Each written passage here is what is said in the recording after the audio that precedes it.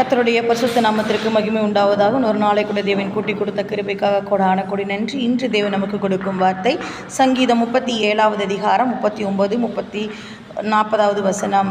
நீதிமான்களோட இரட்சிப்பு கர்த்தரால் வரும், இக்கட்டு காலத்தில் அவரே அவர்கள் அடைக்கலம். நீதிமான்களோட இரட்சிப்பு கர்த்தரால் வரும், இக்கட்டு காலத்தில் அவரே அவர்கள் அடைக்கலம்.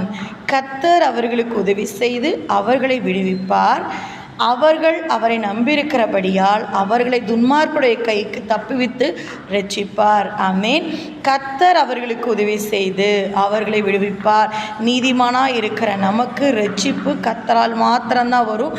அவர் ஒருவரே நம்முடைய இக்கட்டு காலங்களில் நம்மளை விடுவிக்க வல்லவராகவும் நமக்கு அடைக்கலகமாகவும் இருக்கிற தேவனாக இருக்கிறார். அது மட்டுமில்லை, அவர் விடுவிக்கிறவராகவும் நமக்கு உதவி செய்து நம்மோடு இருந்து நம்மை நடத்துகிறவரவருமாய் இருக்கிறார். அவரை நம்பியிருக்கிற நாம் ஒருபோதும் வெட்கப்பட்டு போவதில்லை. ஆமென். இந்த நாள் முழுவதும் தேவன் உங்களுக்கு முன்பாக சென்று எல்லா காரியம் எதெல்லாம் உங்களுக்கு அடைக்கப்பட்டு இருக்குதோ, எதெல்லாம் உங்களுக்கு விடுவிக்க முடியாதபடி கஷ்டப்பட்டு இருக்கிறீங்களோ, அதெல்லாவற்றையும் தேவன் இந்த நேரத்தில் இந்த நாள் முழுவதும் உங்களோடு இருந்து எல்லா காரியங்களும் தேவன் அனுகூலமாய் மாற்றி அடைக்கலமாக இருந்து எல்லாவற்றையும் உங்களுக்கு உதவி செய்ய வல்லவராக இருக்கிறார். இந்த நாள் முழுவதும் தேவன் உங்களுக்கு முன்பாக சென்று எல்லா காரியங்களையும் நன்மையாய் மாற்றுவாராக.